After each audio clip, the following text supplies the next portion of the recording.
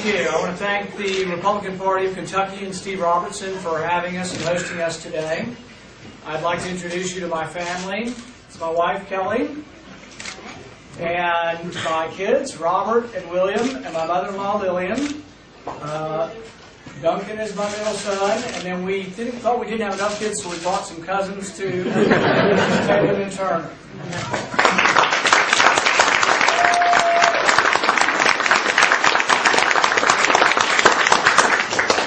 I have a message from the Tea Party, a message that is loud and clear and does not mince words. We've come to take our government back.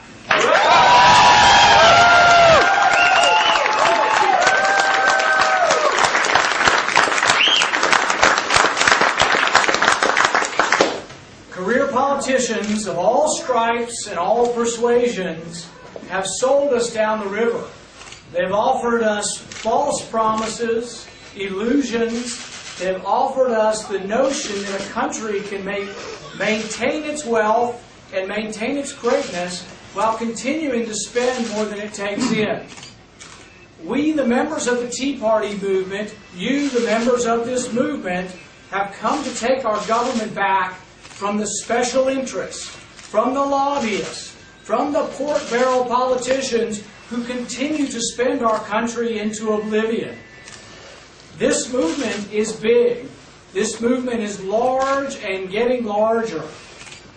Our campaign is propelled by this movement. We started out 11 points down 4 or 5 months ago to go to 19 points up.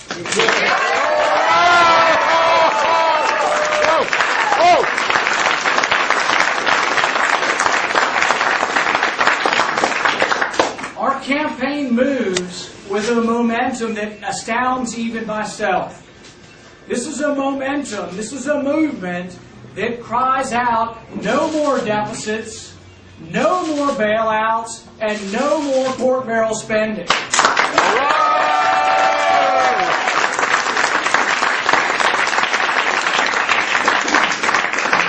They have taxed us beyond belief.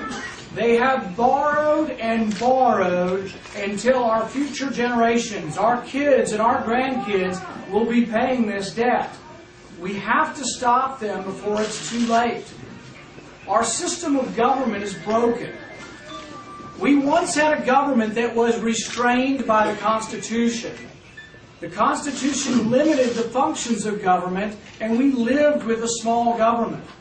But that government is gone awry. The government is out of control. We now have a government where politicians, if they can cobble together a majority, think they can do anything they want with government. They interview these people who are our congressmen, men and women, and they ask them, where is the constitutional authority for what you are doing? And their blank looks come, the deer in the headlights. They have no idea. Some of them have never ever thought of where is the constitutional justification for what you do. Thomas Jefferson wrote that in questions of power, let no more be heard of confidence in man, but bind him from his mischief by the chains of the Constitution. Yes. All right. All right.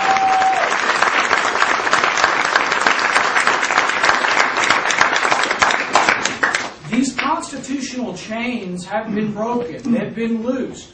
We are adrift as a society, and as a consequence, our government has run amok and is out of control. I am galled by politicians who come to my town. I have been for many years. People say, why do you run? Why would you leave a profession like being a physician that's universally respected to go into a profession that's almost universally denigrated? I do it because I'm worried. But I've been galled for many years. I've been galled by the politicians who come to my town with large, oversized checks emblazoned with their signature, as if it's their money they're bringing back to me. It's not their money, it's your money, it's our money, and I will always fight to keep it in Kentucky, not send it to Washington. Yeah!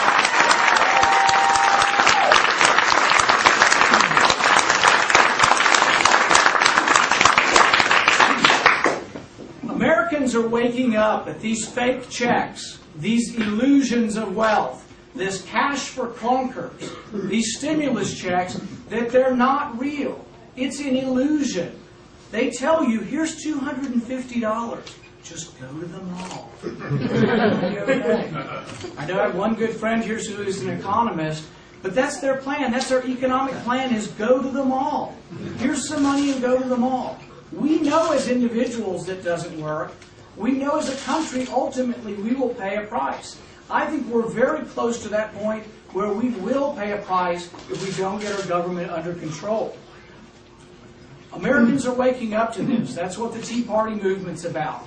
It's what's propelling our campaign forward. When I'm elected, I like the sound of that.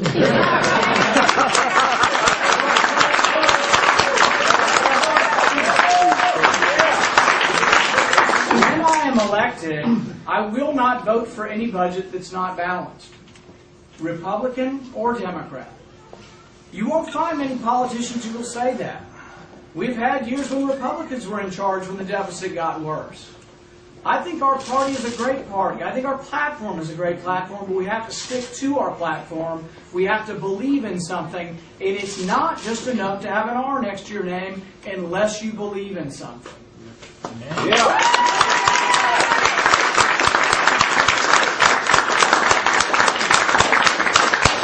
Problems in Washington, the pork barrel spending that goes on, is directly related to the career politicians. I believe that we will only get our government back, that we will only reform the system if we limit all of their terms. That's right.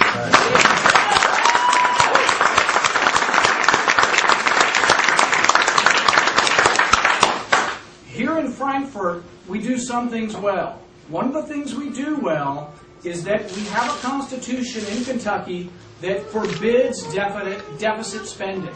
At the end of the day, in Kentucky, Republicans and Democrats fight like cats and dogs, but they have to balance their budget.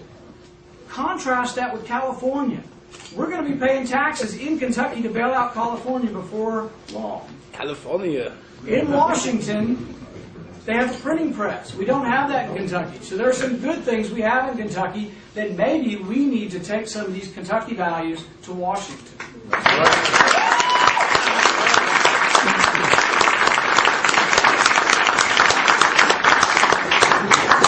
I will introduce term limits. I will introduce a balanced budget amendment.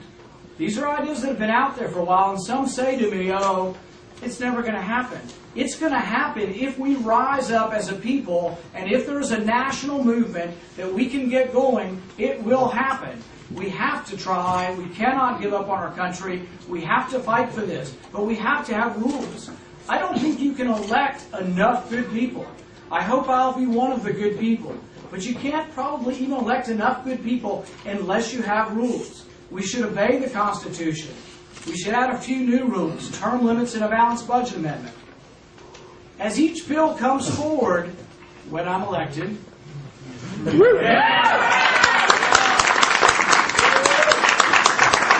look at the appropriations bills, and if we're 20% over budget, I will amend every appropriations bill to reduce it by 20%.